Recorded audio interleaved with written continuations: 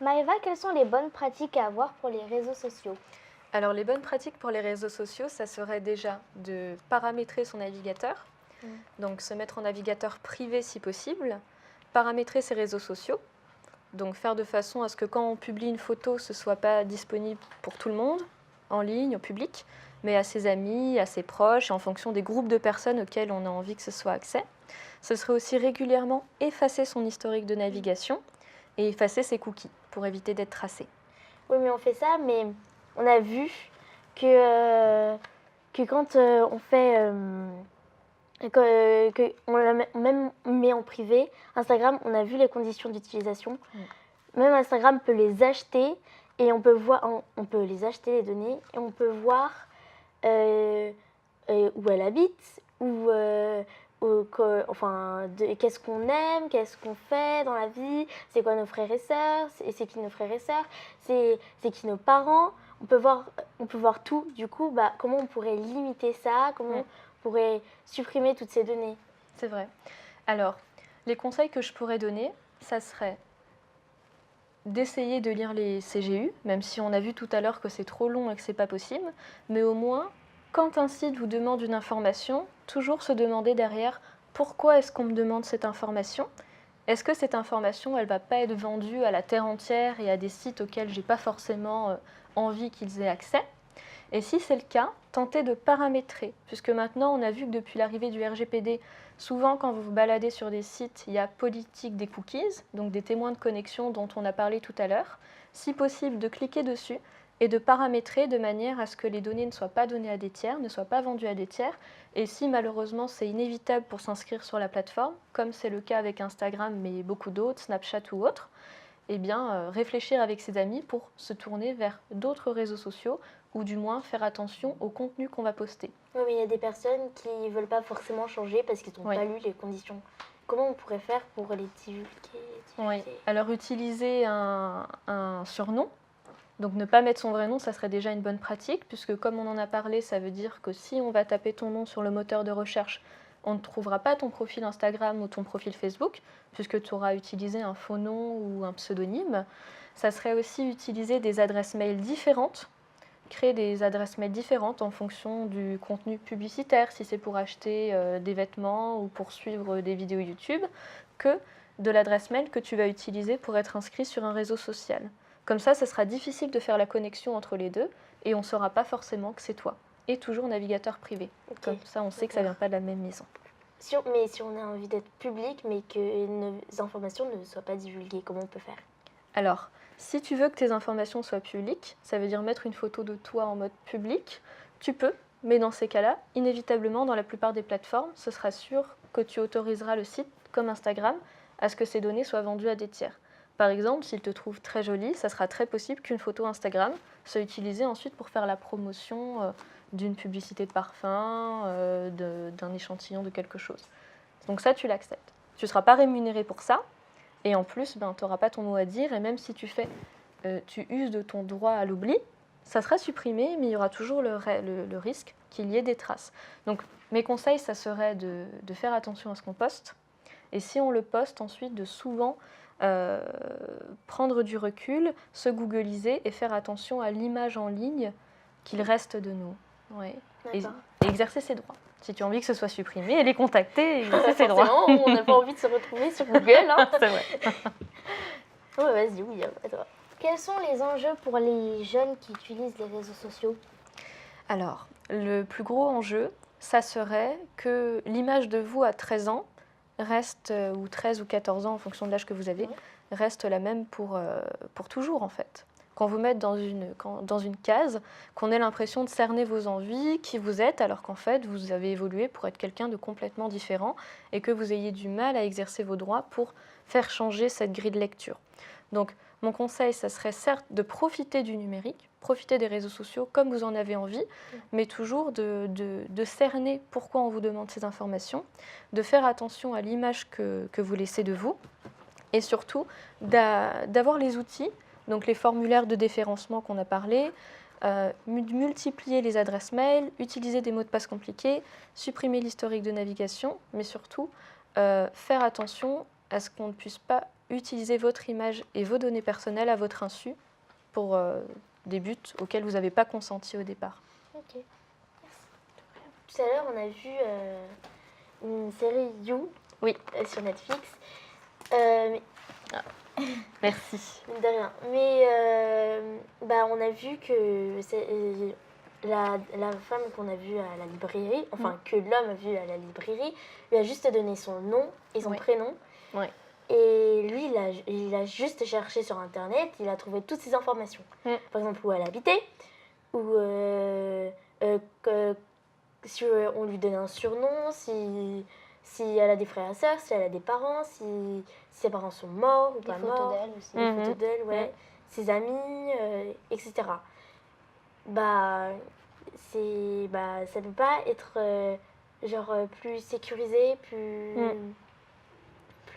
renforcé en mode par exemple il n'y a pas des personnes qui peuvent limiter ses droits, par exemple si elle n'a pas envie elle a tout à fait le droit d'avoir d'avoir le droit que tout le monde peut voir où elle habite, mais moi personnellement j'aurais pas envie. Et comment est-ce qu'il y a des personnes qui peuvent sécuriser ces choses-là, par exemple des polices qui peuvent sécuriser ça? Alors, il y a déjà des initiatives qui existent, dans le sens où, par définition, si vous publiez en mode public, ça sera accessible à tout le monde. Donc vos amis, mais ça peut être aussi des personnes beaucoup moins bien intentionnées. Je pense surtout aux jeunes filles et aux jeunes garçons aussi qui sont présents sur les réseaux sociaux. Il y a eu une vidéo très intéressante récemment qui a été faite par le Roi des Rats, le youtubeur, je ne sais pas si... Si, je connais. Tu connais? Oui, je connais. Il a fait une vidéo sur TikTok, justement, où dessus, on met l'accent sur le fait que c'est de très jeunes enfants, de très jeunes filles, qui imitent simplement les stars et qui sont sujettes, en fait, à des prédateurs sexuels en ligne. Ça existe. Mais derrière, il y a du coup la police, qui est chargée, en fait, d'enquêter et de tenter de trouver les responsables de ces agressions, de ces tentatives d'agression. Et il y a aussi le site cybermalveillance par le gouvernement qui a été mis en place pour aider, justement, en cas d'usurpation numérique, en cas d'harcèlement en ligne. Vous avez e-enfance avec qui vous avez eu des échanges. Mais comment on peut les contacter? Vous pouvez les contacter directement en ligne, donc là c'est possible, et vous pouvez aussi appeler directement le numéro vert qui est renseigné sur leur site. Malheureusement, je ne le connais pas par cœur, mais... On l'a vu, non, c'est 36... Ah non, ça c'est pour le harcèlement. Oui, mais c'est déjà un point d'entrée, parce qu'ensuite, si vous les contactez, ils peuvent vous rediriger vers la personne qui sera compétente pour du harcèlement en ligne, ou du harcèlement sexuel, ou des tentatives du coup d'arnaque en ligne auprès des plus jeunes. Est-ce que vous connaissez le site exactement pour savoir, ou sinon on va le chercher. Est-ce qu'on peut juste marquer i-enfance? Oui. Est-ce que ça va nous diriger directement par le site? Oui. Leur site s'appelle e-enfance, donc là il n'y a pas de souci. Et pareil, pour cybermalveillance, c'est le nom du site, .gouv, etc., .fr.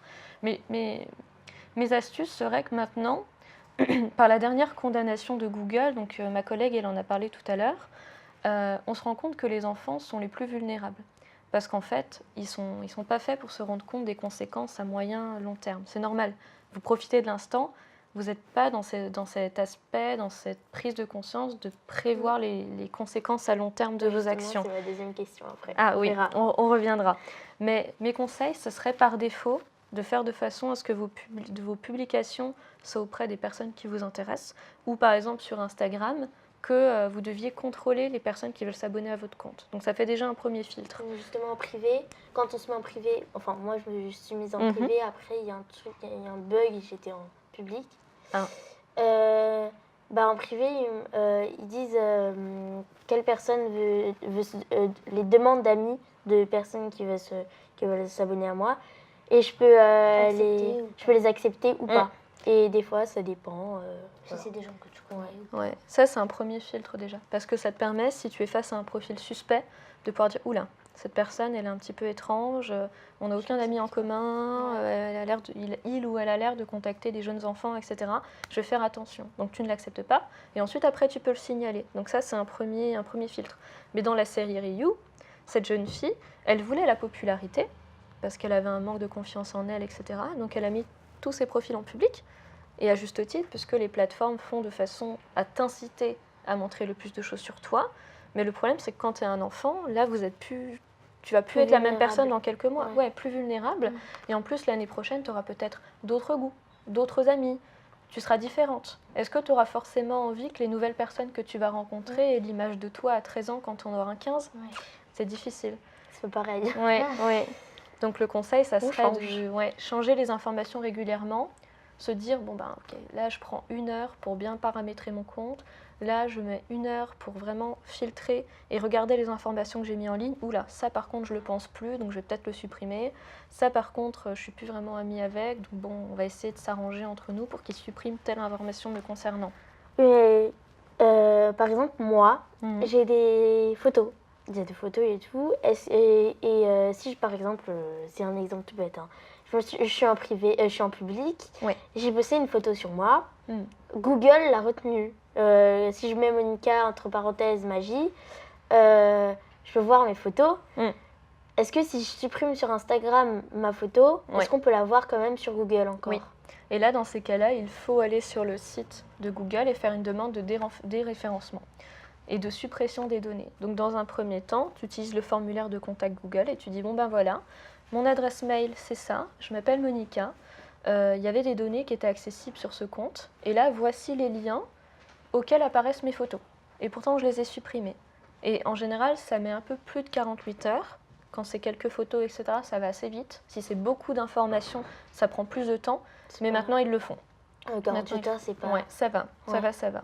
Mais du coup, il faut quand même faire ce travail régulier de se googliser, et pas uniquement son vrai nom, avec ses pseudonymes, avec ses noms utilisateurs, et vérifier les informations qui circulent sur nous en ligne. Non, mais les personnes, par exemple, si quelqu'un veut m'empêcher, les personnes ne peuvent pas savoir mon prénom, enfin mon surnom que mes amis, par exemple, me donnaient. Par exemple, Ouais. si moi je m'appelle Monica, si mes copines, généralement, m'appellent Momo. Mm. Si je mets Momo et mon surnom, bah, Mama, enfin Magie, Mama, il va pas savoir tout ça d'un coup. Il va pas noter Momo, Mama, il va trouver ma photo. Il va pas trouver ça. Un inconnu, non. Un inconnu, non. Mais par exemple, une amie avec qui... Est-ce que tu as entendu parler de tout ce qui est le revenge porn ou alors tous les challenges? Non. En fait, Si on ouais, a des il y a- challenges, ouais, oui, il y a- oui. il y a des challenges, mais il y a aussi d'autres personnes qui vont stocker des informations sur toi parce qu'à un moment de ta vie, tu étais amie avec, ensuite tu l'es plus, et qui vont utiliser les photos ou les infos qu'elles ont eues sur toi pour te faire de la peine ou peut-être même te faire du mal. Ma mère me met en garde sur Oui, ça. mais c'est une réalité. Ça se fait moins en France, ça se fait beaucoup aux États-Unis, donc fort heureusement pour l'instant ça se fait moins en France, mais ça arrive quand même. Heureusement. Donc si ça arrive, ben, c'est complètement illégal, donc tu peux porter plainte contre la personne, tu peux contacter e-enfance et tu peux directement contacter Tu contactes d'abord la personne en lui demandant d'arrêter, donc tu la mets en garde. Si elle continue, tu contactes directement le moteur de recherche ou le site concerné. Et en parallèle, bah, tu en profites pour user des moyens légaux ici, porter plainte, etc., pour que rapidement, le plus rapidement, ce soit effacé. Mais le meilleur moyen de se protéger, c'est de faire attention aux informations qu'on donne déjà aux autres. Donc utiliser des surnoms, c'est très bien. Mais mettre en garde aussi tes amis, attention. Sur les réseaux, vous m'appelez que par mon surnom, vous évitez de mettre mon vrai nom. Pour pas qu'ensuite, ils puissent faire le lien en se disant « Ah oui, en fait, Monica, elle utilise tel pseudonyme, donc dans notre base de données et dans les recherches qu'on va lui affilier, on sait qu'en fait c'est elle et non plus Momo 75, 15, je ne sais pas quoi. Ok, merci. De rien. Alors, comment faire pour que les CGU, les conditions générales d'utilisation, soient plus claires? Alors, on espère qu'elles seront plus claires parce que la CNIL, au début de l'année, on a imposé une sanction de 50 millions d'euros à Google parce que sous Android, notamment, leurs conditions générales d'utilisation n'étaient pas claires. Donc pas uniquement envers les mineurs, mais auprès de tout le monde. Donc on espère que cette condamnation fera exemple et que l'ensemble des moteurs de recherche ou des sites ou des GAFAM, donc Google, Facebook, Amazon, etc., essaieront de rendre plus claires, plus courtes et plus lisibles les conditions. Mais pour l'instant, en fait, on a conscience que personne ne les lit. Enfin, même les adultes, donc les enfants Mais ils sont tellement longs encore en même moins. temps, Ouais. Mais c'est vrai que dans un premier temps, c'est pas votre rôle de les rendre plus clairs parce que c'est pas vous qui les écrivez. Bah justement, on a vu une avocate qui l'a rendu plus Oui, clair. oui, oui.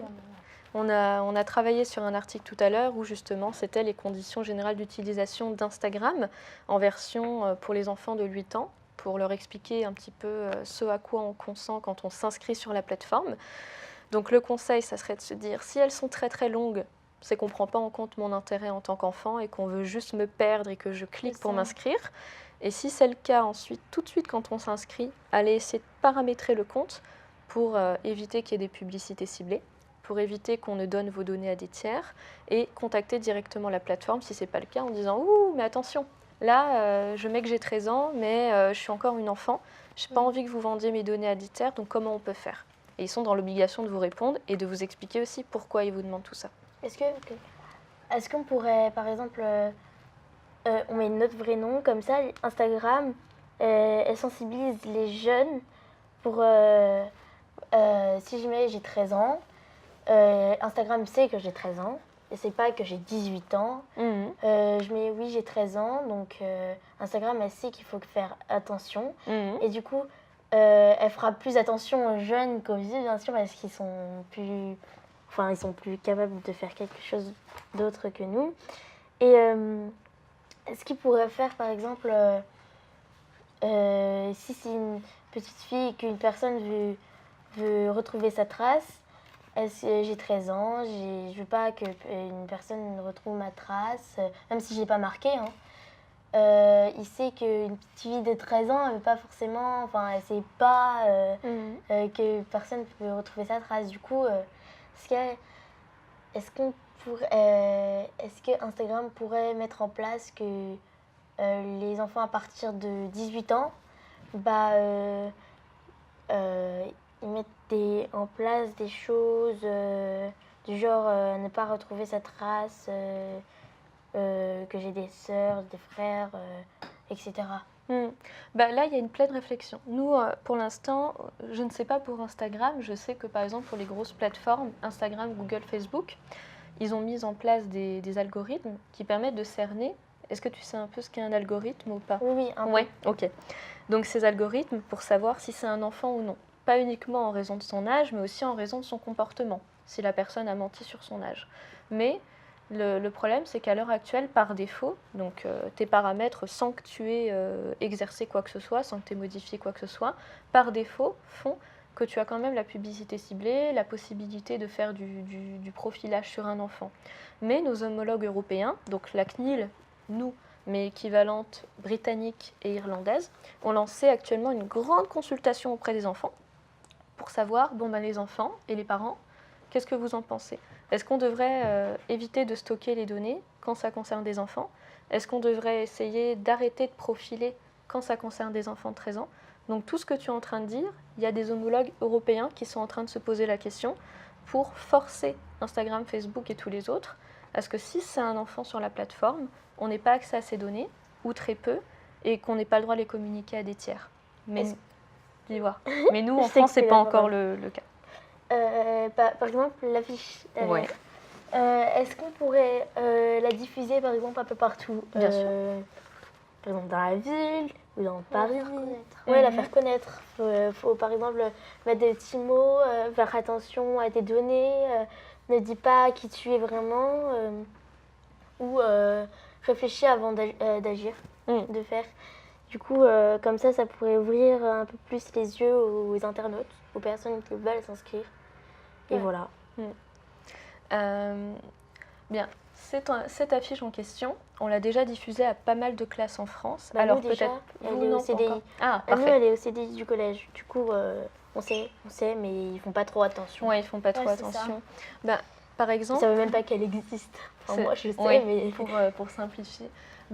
Après, c'est vrai que cette affiche, on l'a diffusée, comme tu l'as dit, à des CDI et dans plein de classes, mais on essaye à côté, en fait, de mettre en place d'autres actions pour sensibiliser autrement.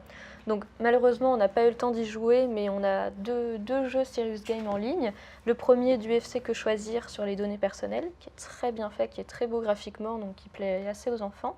Et le deuxième, qui est suisse, qui s'appelle d'Attaque, donc qui est un jeu assez addictif, toujours sur la protection des données personnelles, et qui permet de faire comprendre aux enfants par des moyens beaucoup plus ludiques et qui vous intéressent plus. Ouais. Mais pour ces affiches, pour les diffuser, le problème c'est qu'il faut qu'on noue des partenariats, on est en train de les faire, donc on ne peut malheureusement pas les accrocher dans la rue comme on souhaiterait, ça serait vraiment idéal mais ce n'est pas le cas. Mais on a un site qui s'appelle Educnu, Et tout le monde ne le connaît pas. Voilà, donc on va travailler dessus pour qu'il y ait plus de communication. Puis c'est votre rôle aussi en tant qu'ambassadeur de jeunes enfants bénévoles de diffuser la bonne parole et d'avoir accès à ces sites et de dire bon bah là c'est des ressources qui sont pour nous, qui sont adaptées à notre âge.